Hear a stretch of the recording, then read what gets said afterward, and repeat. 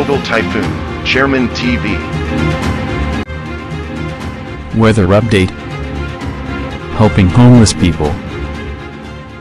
Please subscribe.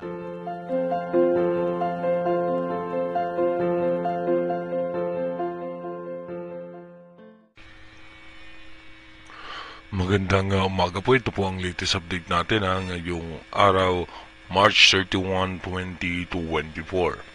Patuloy pa rin umiiral sa ating bansa yung easterlies o yung mainit na hangin ng gagaling sa dagat Pasipiko. Asahan pa rin po natin na makakaranas tayo ng malinsangang panahon at paminsan-minsan meron pong biglaang pagbuhos ng pag-ulan. At tayo naman sa advanced weather forecast ng European Center hanggang sa ngayon, wala pa naman po tayong posibleng imo-monitor na bagyo.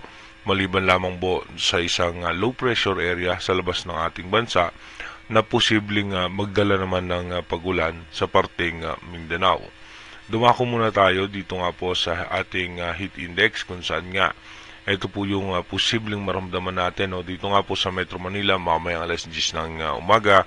Asahan natin na posibleng umabot yan hanggang 32 to 33 degrees Celsius at sa may parte naman po ng Davao City nasa 34 degrees Celsius at dito naman po sa may parte ng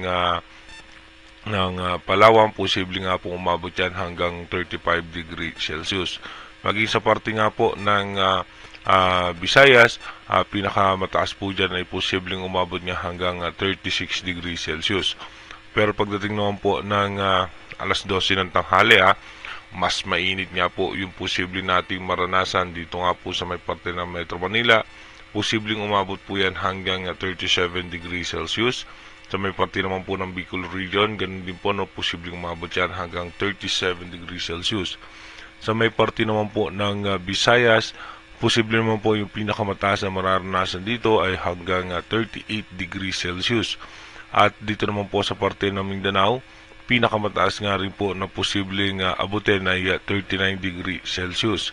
Sa may Palawan naman, posible naman umabot hanggang 37 degrees Celsius. Pagdating naman po ng alas 3 ng hapon, asahan natin mas titindi pa nga yung init at alinsangan ng panahon. At mararanasan pa rin natin yung malinsangang panahon na hanggang pagsapit nga po yan ng gabi. Dumako na nga po tayo sa ating advanced weather forecast. Dito nga po sa ating advanced weather forecast, pagtapos na nga po ng Marso, unang araw naman ng Abril, ay mananatili nga pong easterly sa makaka-apekto sa ating bansa. Ito nga po yung possible low pressure area na nasa labas ng Philippine Area of Responsibility. Pagdating naman ng April 2 hanggang April 3, posibleng nga yung low pressure area ay nasa labas pa rin ng ating bansa. At pagdating naman ng April 4, posibleng nga po na yung extension ng kaulapan ng possible low pressure area ay magdala po ng pag-ulan yan sa dulong bahagi ng bansa. Pagdating naman ng April 5, asahan natin makakaranas ng pag-ulan ang Mindanao. Pagdating naman ng April 6, posibleng may chance pa rin ng mga pag-ulan hanggang parte nga po ng April 7 sa western section ng Mindanao.